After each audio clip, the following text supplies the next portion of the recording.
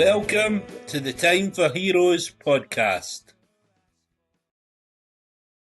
Hi, my name's Margaux. I'm an artist, a singer, songwriter, musician. Thanks for having me on the Time for Heroes podcast. Thank you very much, Margaux. How are you today? I'm really good, to be honest. I'm going back to Dublin tonight, so I'm feeling a bit excited to see my family and stuff. So I'm feeling good. How about you? Yeah, I'm good. Really nice to speak to you. Been listening to your new EP which came out on Friday. So we're going to talk about that. But what I like to do is go right back to the start. So what was life like for a young Margaux Regan growing up?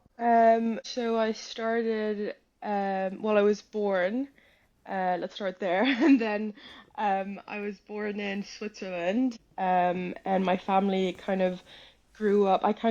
Because my dad was from France, but he's from the border near Switzerland. So I grew up in nature around there in France, and it was really nice and peaceful, to be honest. Just had a lot of room to run, had a forest beside me, the mountains, everything, so it was amazing. And then when I was 14, we moved to Dublin because my mom is Irish, so we moved there.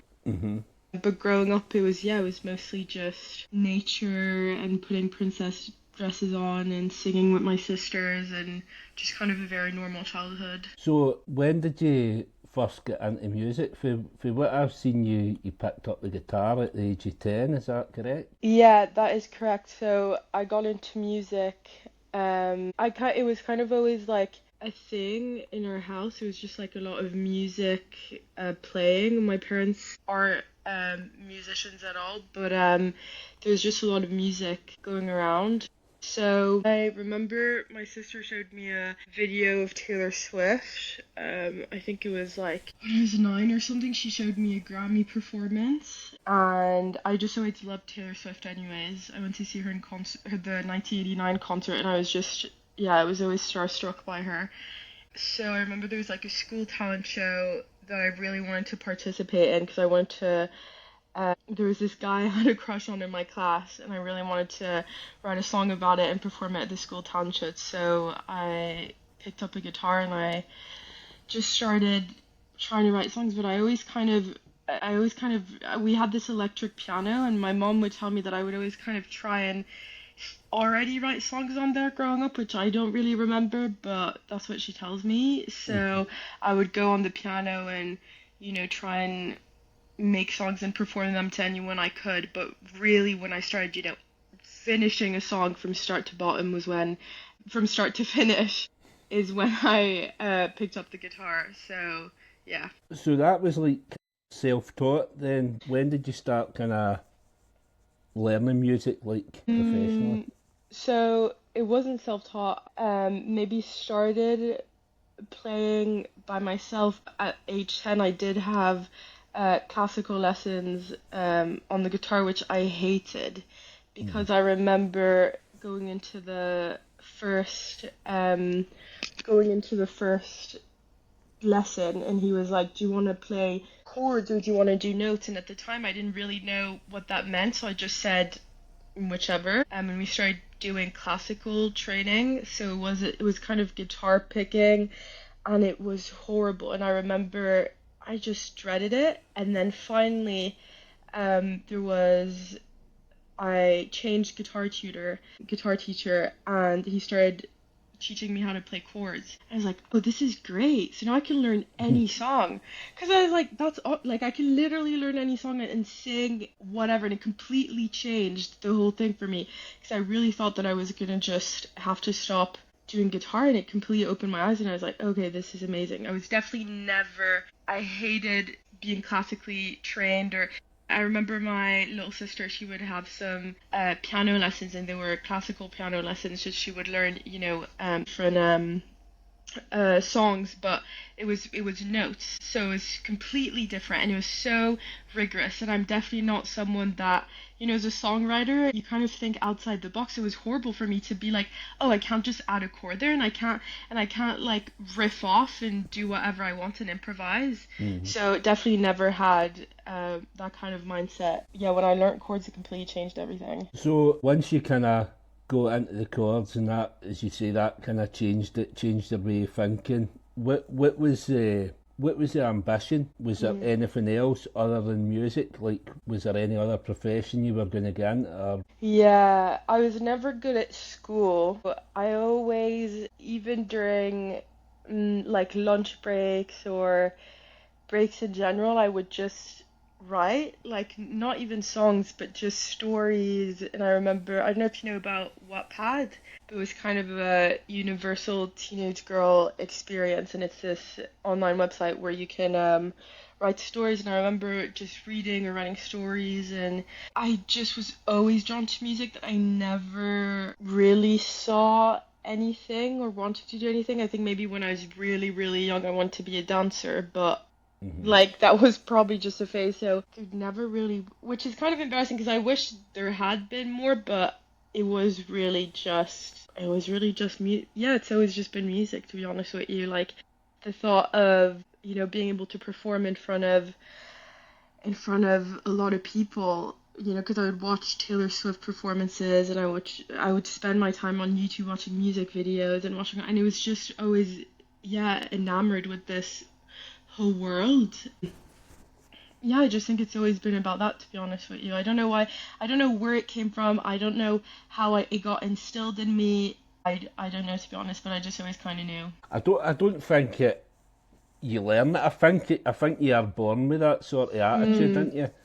yeah. Influences, obviously, you've mentioned Taylor Swift a few times. What other music were you listening to? If you've got an Irish mother, Mm. I'm imagining she would be influencing some of your musical tastes. Yeah, so my parents listened to a lot of rock music. I think it was kind of their thing. My mom definitely listened to a lot of Irish bands. She loved U2. I didn't get into U2 as much, but she just loved U2. She loves the Cranberries, so she would play that a lot growing up. And it was just, and my dad would play a lot of Fleetwood Mac around the house and stuff like that.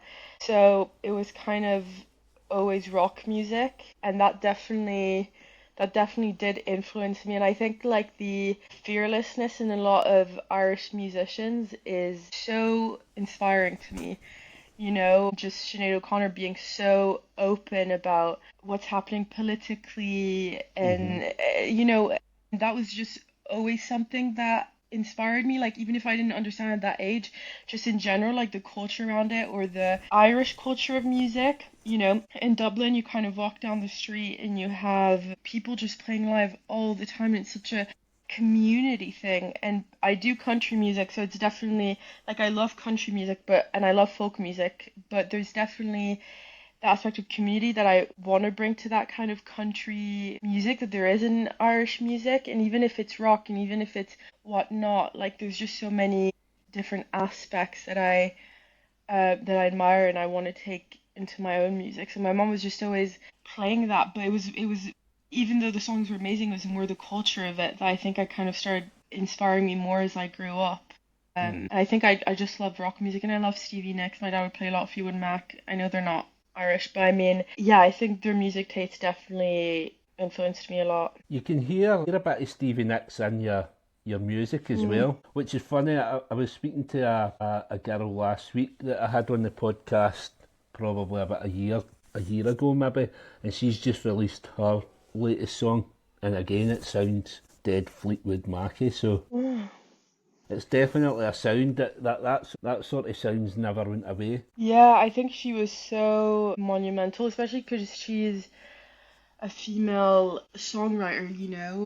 Um, and she was kind of just ahead of her time, but also, and she's still going, you know what I mean? Like she's still Mm. doing it, which is so inspiring. And I think, and also that she didn't stop. Like I think it was Landslide it was that song that kind of got them their breakthrough, and or not, because they had been doing it for a while. So even that is so inspiring. She's just such a great songwriter. She's a great performer, and she's just amazing overall. I mean, yeah, she's just great. And obviously, you said that you grew up in Switzerland and you moved to Ireland when you were 14.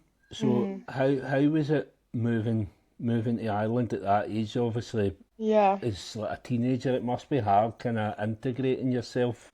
I think it's definitely hard. I always struggled in school in general. I just always knew I just didn't really want, I didn't understand the concept of being sat in a class and it was not fulfilling or whatnot. So then I think that kind of affected me with friends because I would, kind of have my own quirks about me and I'd be like, guys, let's sing or let's do this or let's do, you know what I mean? So it would kind of Hmm. be hard, although I had great friends growing up. But then I think that also affected me when I moved because I went, I had my friend group and stuff, and I think at that age it's such formative years, and I had my friends. So when I moved, it was like, oh, okay, I have to start all over again. And I think, but at the same time, I'm so grateful that it happens because I think Dublin is such a great musical city, and I definitely relate more to the Anglophone side of my nationality because my dad's French, and because it's more open-minded, and I did feel, even though it kind of felt really like an outsider, especially because I don't know, they all knew each other Dublin is quite a small city, so they all knew each other. They've all known each other for a long time. It's just quite very community based and stuff. Um, so that aspect was definitely hard, but at the same time, it felt more inspiring to be around, the kind of Irish mindset, or not Irish, but Anglophone mindset, which is Hmm. very different than the French, and it's more creative and it's more open-minded, and so that helped, I guess, integrate me when, it was a bit hard in school and stuff. And then obviously, when you were 18, you moved to London. So, like moving to Ireland at 14, did that experience help you then when you moved to London at 18? Yeah, I think it definitely helped, and I always knew that I would move around. Like I always knew that, even now I'm in London, but I think for music it's so important to be able to be comfortable with putting yourself in different situations. Like although Dublin is great, I knew that it was, it's quite small, and London is just right beside. So I think I wasn't scared. I don't think I've ever been scared of moving per se, but I think I was more excited to be honest with you. So that moving definitely helped me ease into that. And it was like also really close. It's really close. So it's an hour it's an hour flight, so that Hmm. also really helped to know that my family wasn't that far away. And I think just knowing that I was going there for music and having a plan, that also helped to ease into it. And to be honest, yeah, I'm really happy that I did. So, obviously, for studying music at college, to releasing your first EP, how long did that take, and what did you learn at college to take into that? So I started, yeah, so I started uni at 18, and then when I was 19, I started recording with a studio, and then I decided to, write those songs for an EP. Um, and obviously it was quite long. It took like a year and more to have all the songs I wanted on the EP. I just wanted it to be, a lot of people tell you to just release as much as you can, but I actually wanted the songs to represent me Hmm. um, the best way, in the best way. So yeah, it was quite hard and it was quite a long process, but at the same time, I just loved doing it so much that yeah. But we kind of knew, like I kind of knew when I started recording the songs that it was going to lead to an EP. So it was like even though it was in the middle of it, that I was like, oh, okay, I'm gonna release the EP. I still knew that probably was going to lead to an EP. So it was just, I mean, it was definitely a different experience than, it's weird going from writing in your bedroom and like writing songs in your bedroom to then having to write to know that people are going to listen to it.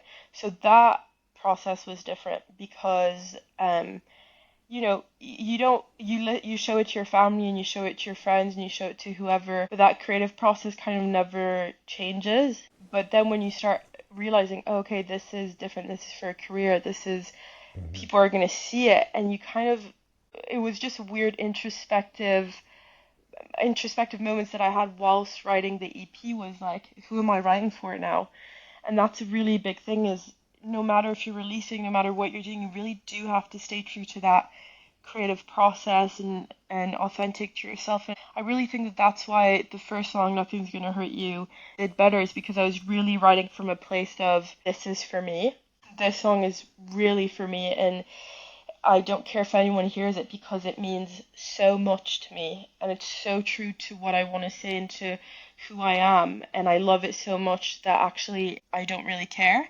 And then it's still a learning curve, like, to go into the studio or write a song and be like, okay, I still, no matter the voices or outside voices or if this could happen and if that could happen, when you're in the flow of the creative process, you have to just ignore that, and it's a really hard thing, especially at 19 and 18 when you're like you want to please everyone, and 20. So you have to just kind of try and navigate that, and I'm still trying to navigate it, but I would say that was probably one of the hardest things, I think. And so like you kind of touched on like when you're in the process. So what is the songwriting process for you? So I think it changes, and it can change over, like, I feel like it has changed over the years. So for example, if I know that I'm gonna write, a pop song, might be start from a concept. So for example, I had this concept the other day of like in the middle of that, and I feel like that's the best when you just wake up with an idea and you have to write it down on your phone because otherwise it's gonna go away. Hmm. So it was just like a concept of a song, what I wanted the song to talk about. But there was no melody, there was no chords, there was nothing. But that alone is what I love doing, is kind of writing around a concept, or I hear a phrase and I'm like, oh, okay, that's cool. But most of the time it can just be me kind of hearing a melody in my head, or kind of like most, I would say 100%, 90% of the time, it's me feeling like I need to get this thing out. I don't know what it is, but maybe it's a melody, maybe it's an idea of a lyric, maybe it's an idea of a title, maybe it's an idea of a concept, but it's just me needing to get it out some way, typing it out on my phone, going to the piano, going to the guitar. And I feel like that's when the best songs come out, rather than sitting at the piano, sitting at the guitar and being like, I have to write this and I need to get a song out right now. It's like this like intense need or intense like calling to get something out, and that feels more natural rather than forcing yourself. So that's, I would say, is my creative process, is like having, yeah, that kind of energy flow, if that makes sense, because the thing is it can change so much, but I think that what makes more sense to me is just, yeah, that kind of like, and it's really hard because you have to be in tune, and for example, if you're stressed or something, you might not be in that creative mindset as much. When I am, it's just random ideas coming into my head, like from all corners. Like maybe I'll hear a melody in my sleep and I have to like go to my guitar. So I kind of, it is ever changing, but that is my favorite way. So then once you've got the basis of a song that you want to record, obviously you work with producer Ian Holmes. Mhm. So once he comes into the mix, what happens then? So basically, the way with the three songs on the EP, the way that because there's four songs on the EP, but the three songs that he produced rather than co-wrote, because Obsessed he co-wrote, Hmm. the way that it works is I would just bring a song in that I've written, and then he kind of helps me see how to arrange and to, kind of mind map how I want the song to sound once it's out. So that means recording instruments, working on the computer, recording vocals, like, yeah, that's where he would come into the mixes to finalize the song basically. So like listening to the EP, obviously as you like the opening track, Nothing's Gonna Hurt You, obviously your first song that you released, as you said, I mean I love it. It does kinda the lyrics kinda hit, and Thank you. it's got everything about it. Listening to like the other songs, you can hear influences, and obviously as you touched on Taylor Swift, I heard kinda Ed Sheeran in there, I heard Olivia Rodrigo. So was it a kinda you can hear the country vibes to it as well, but was it a conscious effort to make it quite poppy as well? I think, well, first of all, thank you for saying that. That's really nice. Nothing's gonna hurt you. Also, yeah, I think it's not a conscious. No, I think it's conscious and subconscious. So, for example, as you said, Olivia Rodrigo, she would also be kind of my one of my influences. And I think the reason why is because what I admire about Olivia Rodrigo and Taylor Swift, they have very catchy songs, so very catchy choruses and very catchy bridges, and a great structure in their songs. But it's also emotional, and they can get through to you with great lyrics and not lose that artistic authenticity. And so I love being emotional in my songs, but also I love to think in a logical way, and I want the listener to be able to listen to the song and then go about their day and not be able to get rid of that melody or, have it go around in their head. I want the listener to be able to sing back, Hmm. with me. I want it to be a shared experience, and I also want like quite a structured song because I think it helps also with that emotional delivery. I think it is a conscious effort sometimes when I'm, especially with the type of songs that I write, to be like, okay, I want to have this kind of verse. I want the verse to come back. I want to have a catchy chorus and I want to have a big bridge. That's usually how I go about it, just because, yeah, I think it's very Olivia Rodrigo-esque and Taylor Swift-esque. And I don't think it takes away from that artistic authenticity. I could say, I don't care about that and I just want to write from my soul and like a structure is whatever and but it's not me, like it's not it's not the kind of songs that I listen to. So that is what I love. I love when someone says that melody is so catchy. I love when Hmm. someone can't stop singing that melody. So for me, that aspect is also really important as well as, having lyrics that hit, like you said. Yeah, I mean I've got obsessed running round my head right now. It's funny because I mean I'm 45-year-old, no massively into Taylor Swift at all, and I probably wouldn't have heard Olivia Rodrigo up until last year, and it was a Scottish band, the Snuts. I've seen them covering it, and it was probably about this time last year because my dog died, and that was the song. I heard this song, Driver's License. I heard the Snuts doing it, and it was probably the worst day for me to hear this song Oh. because obviously the lyrics are so sad, and I just kind of transferred that to my dog. So now, like Olivia Rodrigo, like, I love her music because obviously I delved in and I found out it was her, and Mm. so I signify Olivia Rodrigo with my dead dog. No, I'm sorry for mentioning her so much then. But no, I love it. You know what I mean? And that song helped me through this past year. Listening to your stuff the last couple of weeks, it's kind of brought that Olivia Rodrigo sound back. So I Mm. know it's Well, I'm sorry that your dog died. I have a cat. I'm more of a cat person, but if my cat died, I would also, yeah, I would yeah. definitely need music to get me through that. I So, do have a new dog. She's actually in the kitchen now. She's in season, so she's got a wee pair of frilly knickers on. So uh, she's no what to be on camera today. oh, that's adorable. What's her name? Her name's Sunny. Oh, that's so cute. My cat's name is Benjamin, so everyone always thinks it's like a friend or something because it's such a human name. But no, I did decide to name my cat a human name because it's just, I don't know. I was like, well, to be fair, actually, which is embarrassing to admit, but Taylor Swift has a cat called Benjamin, so I kind of was like, I Hmm. might as well just nick that name. We've done like the kind of songwrite, how you write the songs, how you record. What about like promotion, social media and stuff like that? Mm, Because obviously, look at your Instagram. It's no very cluttered or anything like that. Do mm. you feel that social media is a good thing for you in the music industry, and how does that kind of affect you with your mental health? Because a lot of people feel forced into the social media world. So how do you cope with that? Yeah, I think it's definitely.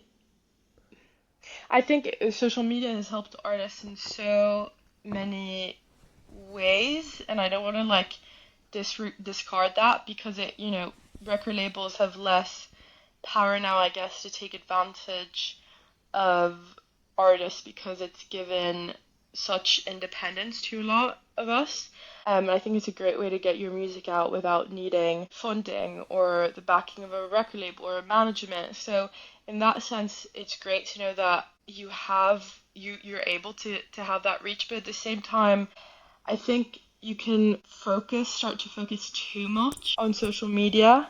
Mm-hmm. And I've seen friends of mine that are artists. It's funny because I'm surrounded by obviously a lot of musicians, and there's the musicians that don't like social media that much, and they focus on gigging, and they absolutely hate talking about it, and it's like this evil thing, and that works for them. And then there's other artists that I've seen that are great at using social media, like they're absolutely just naturals at it, and it's awesome. And I think I'm kind of like in the middle. Mm-hmm. I think for mental health, yeah, it can be hard to disconnect. And like I was saying, I've seen friends of mine kind of go through this loophole of being so focused on social media that they lose that creative spark. And at Mm-hmm. the end of the day, I don't care who's telling you to post 3 times a day. Would you rather post 3 times a day and have a good, maybe a tiny bit of reach for this one single song, but then that messes up your next songs because you are so, in that you lose that creative spark and you lose that creative flow. Mm-hmm. So I think it's very important to find a balance and like also not listen to what people tell you, because I don't care about posting 3 times a day if I know it's going to affect how my songs are going to sound. And the first thing that comes for me first is the thing that comes first to me is, songwriting and my songs and how they sound and my craft. So I think it's definitely just about really knowing where you stand and who you are as an artist. And I try not to let it, because then you think, oh, that's the only way that I can reach people. And that's not true. If you really focus on your craft as well and you have that social media on the side, that's great. But also just make sure you have good songs. Yeah. So I think it's definitely, yeah, it's just always about, and it's a great and it's also an awful thing. So it's kind of both sides. So yeah. Yeah. So what you say about the songs, because obviously a lot of my guests, I'll see them on social media and I'll get in contact with them that way. So I've obviously the first time I've seen them is through that. But with yourself, I wasn't aware of you until 2 or 3 weeks ago.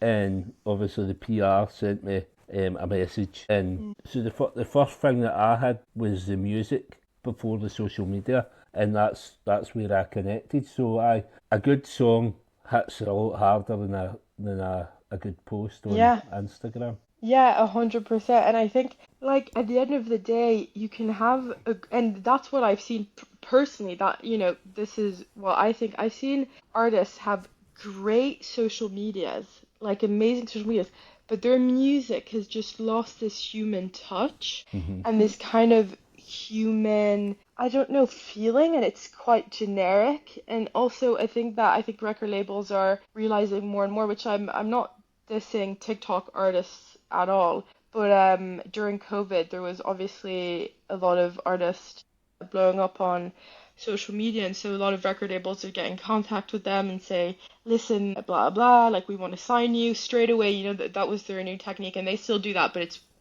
way more watered down. Hmm. And they would realize these artists, like the TikTok artists, they can't perform because they're behind the phone. So then when they would see them perform, they'd be like, oh crap, you know what I mean? So a Yeah. lot of what they saw is a lot of those TikTok artists, they didn't have the same like longevity as other artists because they actually didn't have that kind of human connection or blah blah. It was just all kind of generic, and I think that works sometimes, but also social media is such a, it could be like a one hit wonder thing where one video goes great and then the rest of it doesn't, because Noah Canada, he got discovered on social media, but Hmm. he had so much career behind him and so much craft that went into his songs and into his music that he was able to sustain it. But it's not the case for a lot of artists. So I think it's having a balance. And on performance then, so like looking through your social media, after saying all that, like looking through your social media, there's a lot of posts about your releases and stuff like that. But what about gigging? There didn't seem Mm. to be much of that. So is Mm. that something that you're gonna maybe focus on more this year? Yeah, 100%. So I definitely have, that's definitely something that I'm gonna be focusing more on. I think I was focused more on the EP and releasing the EP and, Hmm. using TikTok and stuff to kind of just get it out and being in sessions and stuff and doing it that way. But I think this year I definitely want to gig more. I have like a few events that I want to do. I'm also going to Nashville in March, so I'm hopefully going to do like the Bluebird open mic and stuff. So I Hmm. really do want to gig a lot this year, and that's actually been a big priority thing. Yeah, 100%. You would love it in Nashville, wouldn't you? That'd be right up your Mm. street.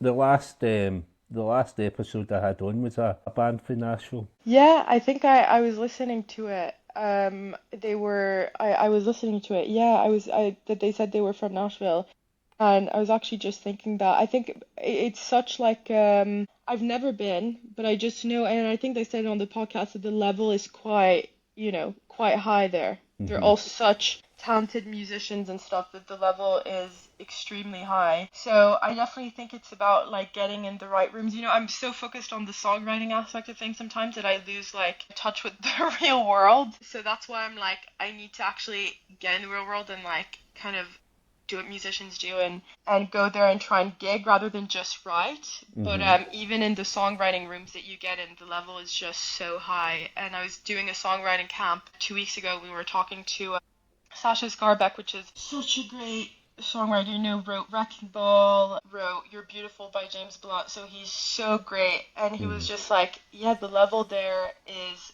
hard. You can't just get into any room and be like, we're here and whatnot. But I'm just so excited to be around country music. I think London is very R&B and B and soul focused. That I'm just like, I just really want to be around the music that I make. So even just being able to experience that a bit is going to be amazing. Yeah, I mean, it sounds amazing, man. That'll be next level for you as well when you get over there and you've got so much inspiration to work with as well. Mhm. So obviously, like you said about so focus on playing live, going to Nashville this year. What else have you got coming up? Like, will there be? Are you working on new music to come out Yeah. towards the end of the year? So now I've released my EP. And now what I've decided, which I hadn't done before, that I wanted to get in as many sessions as possible. So what I was doing before is maybe focusing more on working with one person, and which was great because I got the EP and I'm really happy with that. But what I've been doing recently is just trying to get in as many writing sessions as possible, trying to get in as many production rooms as possible, meet producers. So what I want to do, I've been working with this producer. We've done 2 songs, and I think I want to experiment more. I want to kind of learn my sound more, and I want to be able to also use social media and kind of see. I think Somber was speaking about that not long ago, but kind of see the reaction rather than make a song and then see maybe it's not landing with social media as good. I kind of want to make my songs, not like have them planning to be released, but kind of see how they're working on social media, tease the song, and then release it because I just think that process works better for me. And I think it's less pressure in general. So I think that's what I'm going to be doing and just like not being, I want to have fun with it. I want to, get in as many sessions as possible and make as many songs and build that portfolio, have those demos Hmm. there, experiment with my sound and especially see how social media reacts to it. So I'm definitely going to be releasing singles this year and focusing on singles. I think it's great that I've released my EP and I'm so happy about that, but I really do want to focus on singles. Brilliant. That sounds amazing. I'll be keeping my eye out for you. But for all the listeners and the viewers today, obviously, After Thought EP by Margaux Regan is out now. It came out on Friday and it's on all streaming platforms. So everybody go and have a listen, you'll not be disappointed. The last part of the podcast, Margaux, obviously it's called Time for Heroes. So I asked my guests to pick 4 heroes to come for dinner. Why are they your heroes and what would you cook for them as well? They can be dead or alive. They can be any profession you like. They don't need to be musicians, whatever. Whoever you decide. I think obviously Taylor Swift first. And do I cook for all of them separately or? It's up to you. The way I imagined it was you're inviting them all to a dinner party, but some people do it separately. Some people like to have one-on-one, I think, with these heroes. No, I would love to invite. That would be funny. I think Taylor Swift, Olivia Rodrigo, and I'm just saying Olivia Rodrigo because I know, she hasn't been releasing music for that long, but to me, it's just very, her music is very like Taylor Swift, and I think that means a lot to me, and I would love to see them both talk in front of me. And then Jeff Buckley, just because I think, I know he's obviously sadly passed away, but I think I would just have so many questions, and there's so many songs that have gone unheard, and I think I would just love to have a conversation with him. Absolutely love it. And then I think Stevie Nicks, to be honest, because I would want like a female songwriter that was kind of before her time. I think, and I would wonder what I would cook. I think I would maybe have a veggie option, but just to be safe. But I would probably cook some pasta, just because I feel like that always goes well. Some pasta, carbonara pasta, maybe in tomato pasta for veggie option, and then some nice red wine for everyone. I feel like that would go down well. I think those 4 guests would all work really well together as well. Yeah, it's a bit random. What Olivia Rodrigo and Taylor Swift would get out of meeting Stevie Nicks. And the Jeff Buckley one's fascinating. I think I spoke about him a few episodes back. Have you seen the documentary about him? No, but I know it's come out. When did it come out?